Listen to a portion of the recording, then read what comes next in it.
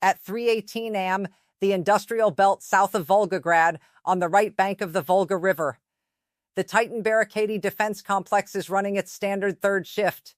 The plant builds the transporter-erector launchers for the Yars strategic missile, the Sarmat, the Topol-M, the Iskander-M tactical ballistic system, and the Orushnik intermediate-range platform the Kremlin has used as a strategic signaling weapon over the last year of the war. The plant is operated by the Roscosmos State Corporation. It was, until tonight, considered untouchable. 60 seconds from now, 5 Ukrainian-built Flamingo cruise missiles will begin arriving over the perimeter, and 3 of its workshops will not survive the morning. This is not a factory raid. This is Ukraine reaching into the cradle of the Russian strategic missile force with a missile of Ukraine's own design, based on developing open-source reporting from this incident. Here is my strategic assessment. For the next 20 minutes, I am going to walk you through exactly what was hit, why Russia's own pro-war military bloggers publicly admitted on Telegram afterward that Russian forces cannot reliably see these missiles coming, and why that single admission may be the most damaging detail of the entire night. Russia is going deaf and blind in its own sky. Stay with me, because what Russian bloggers conceded after this strike is honestly remarkable, and it gets more serious from here. 3 years ago, no Western analyst on Earth would have predicted that the country of Ukraine would design, build, prototype, and operationally deploy a long-range cruise missile with a range exceeding 2,000 miles. The Russian Federation certainly did not predict it. The Kremlin entered the war assuming that long-range strike was the exclusive privilege of a small handful of great powers, and that Ukraine, lacking either the industrial base or the technical workforce, would never join the club. The assumption was the strategic foundation for every Russian air defense decision made over the past 3 years. The FP-5 Flamingo entered Ukrainian operational service in the autumn of 2025. The weapon is designed and manufactured by Firepoint, a Ukrainian defense company whose co-founder Denis Steilerman has, throughout the recent strike campaign, made a habit of trolling Russian audiences with social media posts about the seasonal migration of flamingos from Ukraine. The published specifications place the missile's range at approximately 2,000 miles and its warhead capacity at around 1 metric ton. With those parameters, every refinery in European Russia, every major rail node, every strategic command facility, and every defense industrial plant west of the Urals is inside the Flamingo's strike envelope. The first publicly confirmed Flamingo strike landed earlier in June against the Progress Defense Factory in Cheboksary at approximately 600 miles from the Ukrainian border. The Volgograd strike against Titan-Barakady was the second major operational demonstration of the platform, and it answered the question of what the Flamingo could do at scale. 5 missiles, 1 target, 3 workshops down. The Ukrainian planners had moved from proof of concept to demonstration of doctrine in 3 weeks. I have argued for years that the deepest indicator of strategic exposure is the single point of failure target. The Titan-Barakady complex produces launchers for 5 separate Russian missile families, including the Sarmat and the Orushnik that the regime has spent the last year of the war using as the public symbols of strategic deterrence. Damaging the plant does not affect the existing inventory of fielded missiles. It does affect the production rate of the launcher platforms those missiles require to be deployable. Reports indicate the Ukrainian defense industrial campaign against Russian strategic targets has now reached 48 separate strikes in the first half of this year, with 13 of them landing in June alone. The June figure is a monthly record for the war. The Titan-Barakady strike sits at the top of that monthly list. Pause on that for a moment. 5 missiles, 3 workshops, the cradle of the Russian strategic missile launcher pipeline. Let me show you exactly how the night unfolded. At approximately 0200 hours local time over the Volgograd region, the night sky is clear, the wind is low, and the visibility above the cloud deck is excellent. The Titan-Barakady complex sits on the western industrial belt of the city. The flight profile a long-range cruise missile would prefer to use against the target low altitude, terrain following, and routing over water features to reduce radar return is geographically favored by the Volga corridor itself. Ukrainian planners had selected the route accordingly, inside the Regional Air Defense Command for the Southern Federal District. The watch officer is monitoring routine sector reports. The general engagement profile of Russian air defense in the Volgograd region had been calibrated for high-altitude threats from Western vectors, the kind of approach Russian doctrine had assumed any Western adversary would use. The threat that arrived tonight came in low, over water, in a 5-missile package, from a launch point in Ukrainian territory.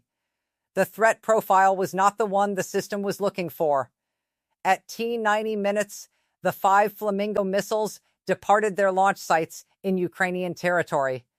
Firepoint's Denise Stillerman would later post footage of the launch with the caption that joked about the seasonal migration of flamingos. The trolling was deliberate. The Ukrainian information operation around the Flamingo program has been one of calculated public disclosure, designed both to demoralize Russian audiences and to make the weapon a recognizable brand name in Western coverage. The strategy is working. At T15 minutes, the missiles entered the Volgograd regional airspace. The crucial absence in the Russian defensive posture was airborne early warning. The Russian Federation entered this war with approximately 9 operational A-50 mainstay airborne early warning and control aircraft. Multiple platforms have been lost or damaged in the years since. The remaining fleet cannot maintain continuous coverage over the entire Russian western and southern airspace. On the night of the Volgograd strike, there was no A-50 in the sector. Ground-based radar coverage alone cannot detect low-altitude cruise missiles operating over water features at long range.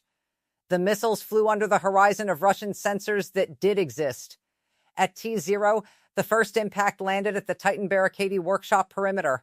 The Flamingo's warhead, approximately 1 metric ton of explosive, produces effects on industrial infrastructure that the original Soviet-era workshop construction was not designed to withstand. Within 90 seconds, the second and third missiles arrived. Within 5 minutes, all 5 had serviced their targets. By dawn, 3 workshop buildings had been rendered combat ineffective. Secondary detonations from chemical and electrical sources continued inside the perimeter for hours. Governor Andrei Bocharov of the Volgograd region published the regional statement within hours. The phrasing was the standard regional governor template for plausible deniability. The statement acknowledged drone activity. It acknowledged an industrial fire. It acknowledged 10 injured. It did not name Titan Barricade. It did not name the production lines damaged. The phrasing avoided every specific detail that could compromise the political narrative the Kremlin needed to maintain. The Russian Ministry of Defense issued the standard interception claim. The official line was that 213 drones had been intercepted across the affected region overnight. The statement was contradicted by the visible reality of Volgograd burning. The contradiction was the news. What every serious analyst understands tonight is that the most damaging detail of the strike was not the workshop damage. It was the response that came next from Russia's own informal information apparatus. The Russian pro-war military blogger community, the network of nationalist Telegram channels that has served as the regime's unofficial defense commentary for 3 years, began posting analyses of the strike within hours. The Institute for the Study of War subsequently summarized the Mill blogger discussion. The bloggers, broadly, acknowledged that the Flamingo missiles had likely flown at low altitudes over water features. They acknowledged that Russian ground-based radar coverage could not reliably detect such profiles at the relevant ranges. And they acknowledged the specific operational reason Russian forces lack sufficient A-50 AWACS aircraft to maintain the airborne early warning coverage that would close the radar gap. That admission is the news. The pro-war mill blogger community exists, in part, to maintain Russian narrative confidence. When that community begins openly conceding capability gaps on the regime's behalf, the narrative discipline that has held the Russian information environment together for 3 years has begun to break down. The Kremlin can issue any denial it likes. The denial is being undermined from inside by the very channels the regime depends on to amplify it. And here is the detail that changes everything. The Titan Barakati complex builds the launcher platforms for missiles the Kremlin has spent the entire war using as the public symbols of Russian strategic deterrence. Every time the regime has wanted to remind the world of its strategic posture, the missiles whose launchers come from this plant have been the props. Damaging the plant does not affect the existing strategic inventory. It does affect the production rate. And the regime's own bloggers just admitted, in writing, that the production rate is now exposed to a weapon system Russia cannot reliably detect. Let me be direct about why a 5-missile strike on a launcher production complex matters more than the visible workshop damage, because the mechanism underneath the headlines is what determines the strategic outcome. The first layer is what Titan Barakati actually does. The plant produces the heavy transporter erector launchers for 5 separate Russian missile families. The Yars uses one of these launchers. The Sarmat uses one. The Topol M uses one. The Iskander M uses one. The Oreshnik uses one. The plant is the bridge between the missiles the Kremlin has in inventory and the deployable strike capability those missiles represent. Without the launchers, the missiles are warehouse stock. The second layer is the AWACS gap. Modern long-range cruise missiles flying low-altitude profiles over water features are extremely difficult to detect with ground-based radar alone, because the horizon blocking effect of the curvature of the Earth limits how far a ground radar can see before the missile drops below the horizon. The only practical detection method against such profiles is airborne early warning. The Russian Federation entered this war with approximately 9 operational A-50 mainstay aircraft. Multiple losses since 2024 have reduced the operational fleet further. The remaining airframes cannot maintain 24/7 coverage over Russian western and southern airspace. There are gaps. Every gap is a window. Every window is a future Flamingo strike opportunity. The third layer is industrial. Modern defense industrial workshops are extremely difficult to rebuild quickly. The specialized equipment, the calibrated tooling, the trained workforce, the certified production processes that have to be in place before launcher assembly can resume. None of those inputs can be substituted on a fast timeline. Each Titan Barakati workshop damaged represents months or longer of disrupted production. 3 workshops represent disruption to the entire launcher pipeline. The fourth layer is institutional. The Russian air defense system was designed under a doctrine that assumed adversary cruise missiles would arrive in small numbers and could be intercepted by concentrated S-400 batteries oriented along expected threat axes. The doctrine did not account for cheap cruise missiles manufactured by an adversary economy a fraction of Russia's size, arriving in saturated packages from unexpected vectors, exploiting the specific gaps in airborne early warning coverage that the loss of A-50 platforms has produced. The institutional response is the A-100 Premier, a next-generation airborne early warning aircraft that has been in development for years and remains years from operational deployment at scale. There is no near-term Russian fix for the AWACS gap. There is a historical parallel worth one mention. In October of 1973, during the Yom Kippur War, the Egyptian SA-6 surface-to-air missile network broke Israeli air superiority for the opening week of the conflict. The Israeli Air Force, which had dominated every previous Arab-Israeli air engagement, suddenly faced a threat profile its existing doctrine could not handle. The shock rewrote Western air defense doctrine for the next 2 decades. The Flamingo's exposure of the Russian AWACS gap is doing the same thing in reverse, forcing a doctrinal rewrite, except this time the side losing is the one with the air defense reputation. Now consider the cost exchange math. Each Titan Barakati workshop, with its specialized equipment and rebuild timeline, represents hundreds of millions of dollars of strategic value. The 5 Flamingo missiles used in the strike, at an estimated production cost of $1 to $2 million each, represent a total Ukrainian expenditure of under $10 million. The cost exchange ratio approaches 1 to 100 at minimum and could easily reach 1 to 1,000 depending on the downstream production losses. In my view, no defense budget can absorb that arithmetic against an opponent that has already demonstrated the capability to manufacture the Flamingo at scale. This strike is not isolated. It is the operational signature of a pattern that has now reached the level of structural threat to the Russian strategic missile production pipeline. 3 strategic implications matter tonight. The first is that the Russian strategic missile launcher pipeline is now publicly vulnerable to Ukrainian deep strike. Every Yars launcher, every Sarmat launcher, every Iskander-M launcher, every Topol-M launcher, every Arushnik launcher that has not yet been delivered from Titan Barakati is now potentially affected by tonight's damage. The Russian Federation has been using the Sarmat and the Arushnik as the public symbols of strategic deterrence for the last year of the war. The plant that builds the launchers for those missiles just took 5 Flamingos through its perimeter. The symbolic value of those weapons is one thing. The actual production rate behind them is now another. The second is that the Russian pro-war commentariat is openly admitting capability gaps.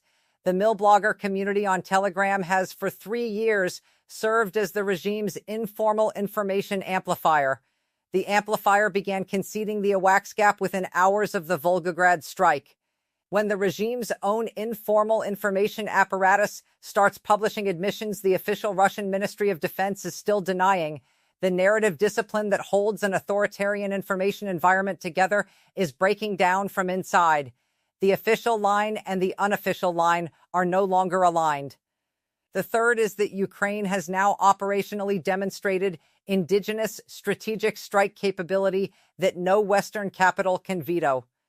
The Flamingo is not a storm shadow. It is not an ATACMS. It is not a Western-supplied system whose use can be politically constrained by donor governments. It is a domestically designed, domestically manufactured Ukrainian weapon.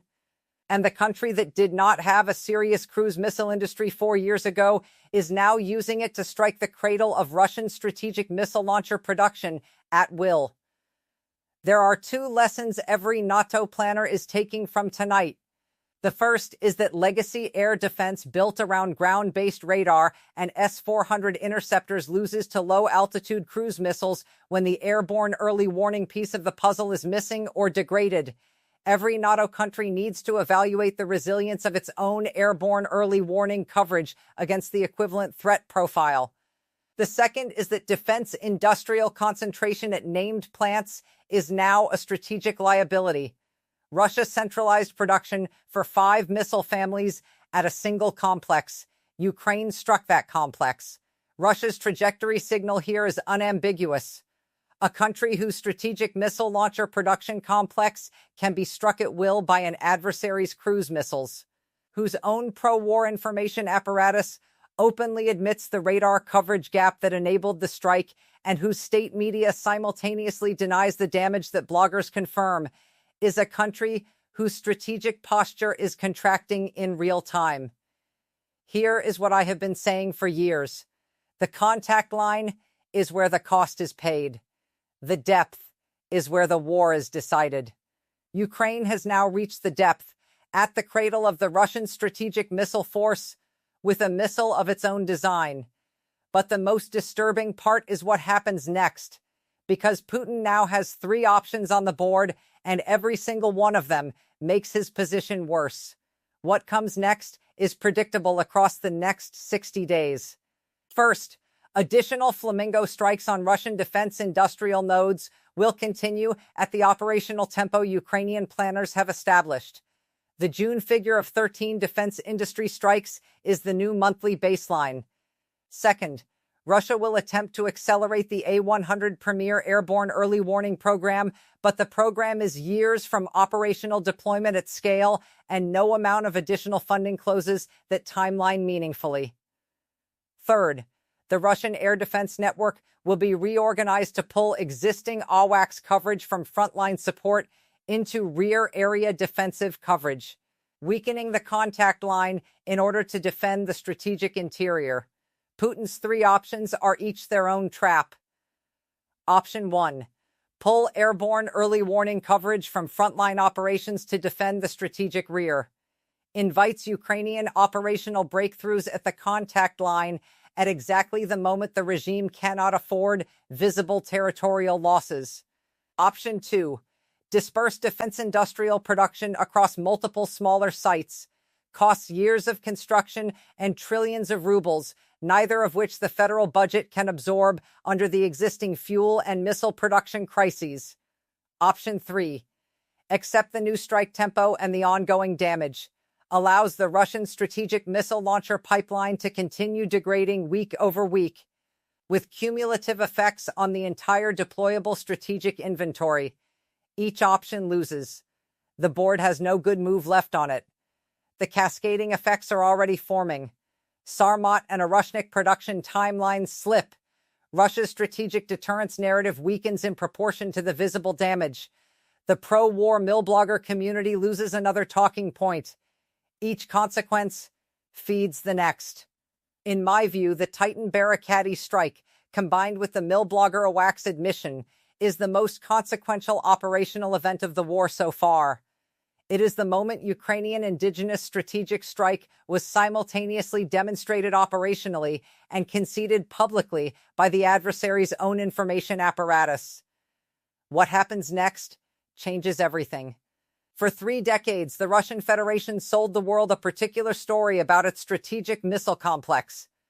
The story said that Russia possessed the deepest, most sophisticated, most industrially redundant strategic missile production base on the planet, that the country's continental size insulated the production base from any conceivable adversary strike, and that the strategic deterrent built on that base was permanent, untouchable, and historically inviolable. This week, a country that did not have a missile industry 3 years ago burned that story down 3 workshops at a time with a missile named after a bird.